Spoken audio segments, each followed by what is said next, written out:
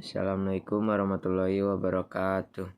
Saya Ramadhani Hermansyah, kelas 10 TITL 2, ingin menceritakan indera bangsawan. Tersebutlah perkataan seorang raja yang bernama Indra Bungsu, yang berasal dari negara Khobat Syahrial. Setelah beberapa lama di kerajaan, tiada juga peroleh putra.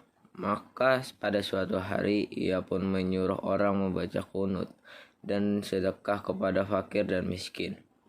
Hatta beberapa lamanya Tuan Putri Siti Kendi pun hamillah dan bersalin dua orang putra laki-laki. Adapun yang tua keluarganya dengan panah dan yang muda dengan pedang. Maka Baginda pun terlalu amat suka cita dan menanam anaknya yang tua Syah Peri dan anaknya yang muda Indra Bangsawan. Maka anakanda Baginda yang dua orang itu pun sampailah usia 7 tahun dan dititahkan pergi mengaji kepada mualim Sufyan. Sesudah tahu mengaji, mereka titah pula mengaji kitab usul, fikih hingga syaraf. Tarif sekaliannya diketahuinya. Setelah beberapa lama mereka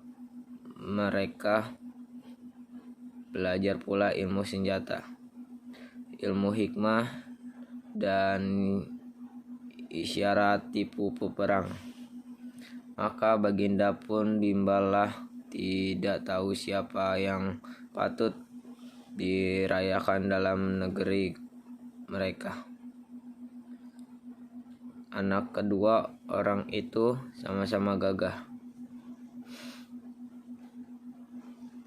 Jikalau Baginda pun mencari muslihat, ia menceritakan kepada dua anak bahwa ia bermimpi bertemu dengan seorang pemuda yang berkata kepadanya, "Barang siapa dapat mencari buluh perindu yang dipegangnya, ialah yang patut menjadi raja di dalam negeri."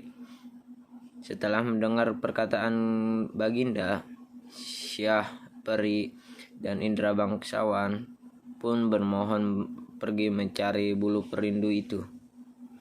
Mereka masuk hutan, keluar hutan, naik gunung, turun gunung, masuk rimba, keluar rimba, menuju arah matahari hidup. Maka pada suatu hari, hujan pun turunlah dengan angin ribut, taufan, kelam kabut, gelap gulita, dan tiada kelihatan barang satupun.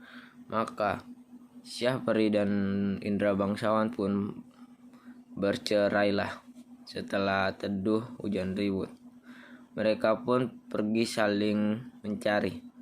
Tersebut pula perkataan Syah Peri yang sudah bercerai dengan saudara Indra Bangsawan. Maka ia pun menyerahkan dirinya kepada Allah Subhanahu wa Ta'ala dan berjalan dengan sekuat-kuatnya.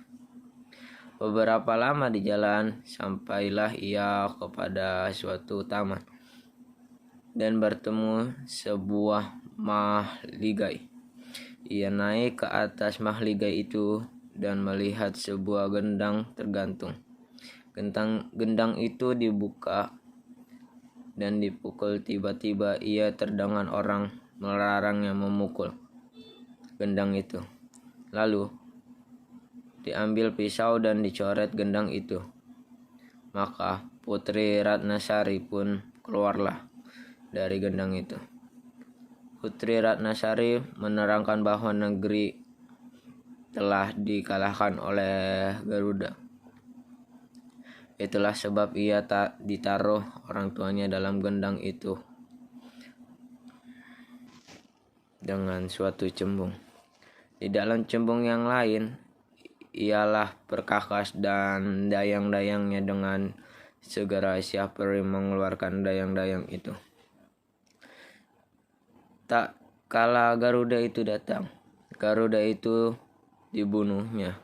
Maka Syah Peri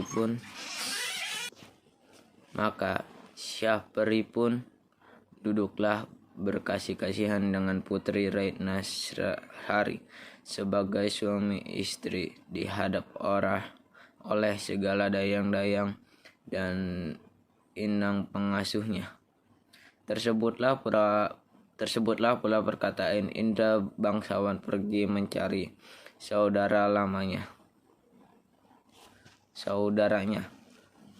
Lah sampai suatu padang yang terlalu luas, ia masuk di sebuah gua yang ada di padang itu dan bertemu dengan seorang raksasa.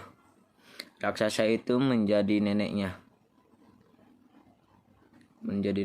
dan menceritakan bahwa Indra bangsawan sedang berada di negeri antara berantah yang diperintahkan oleh Raja Kabir.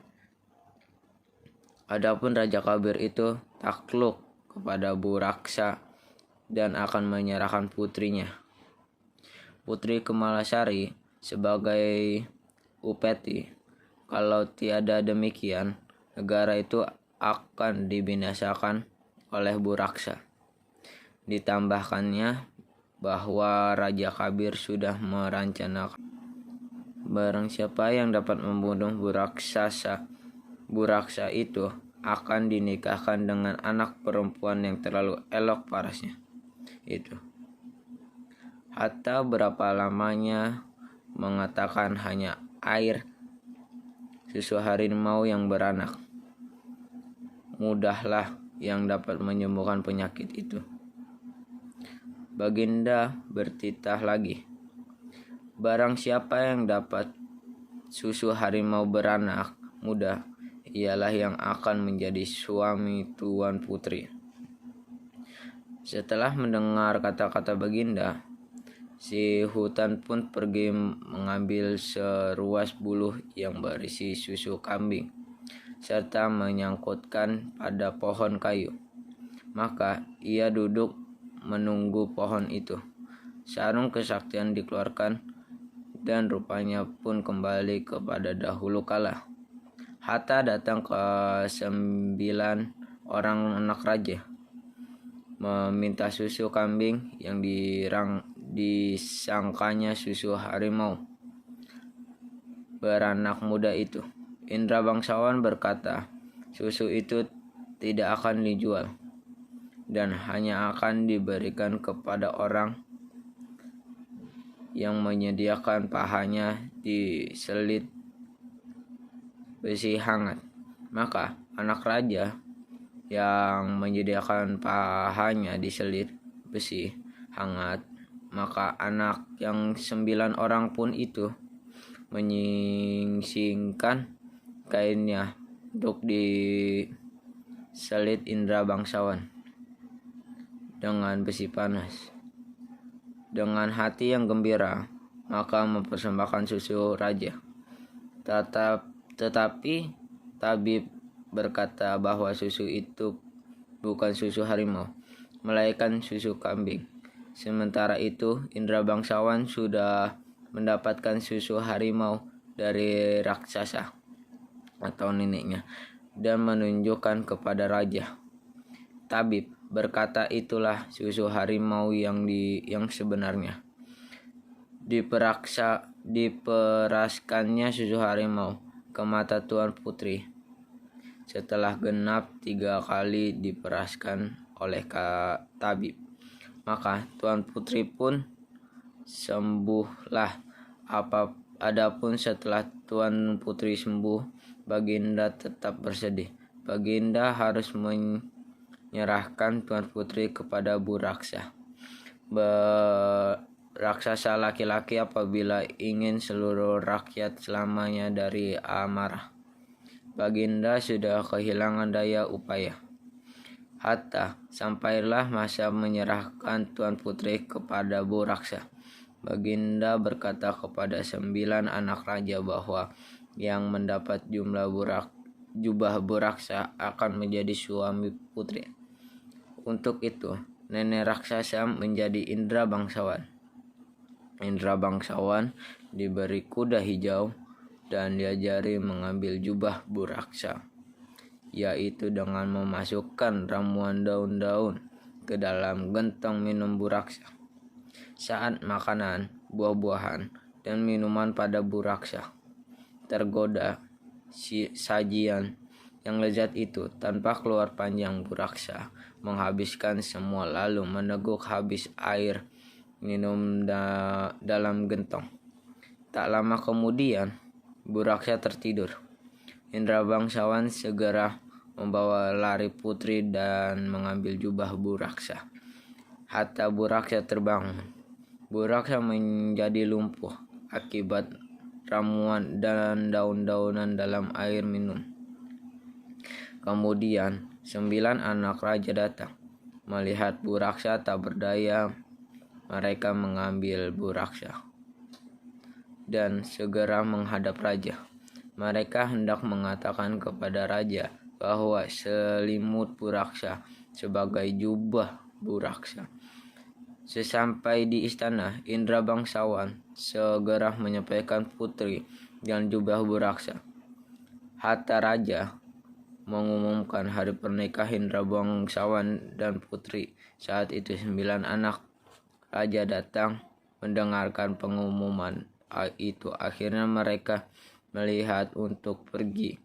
Mereka lalu sampai niat buruknya berbohong diketahui raja dan rakyat.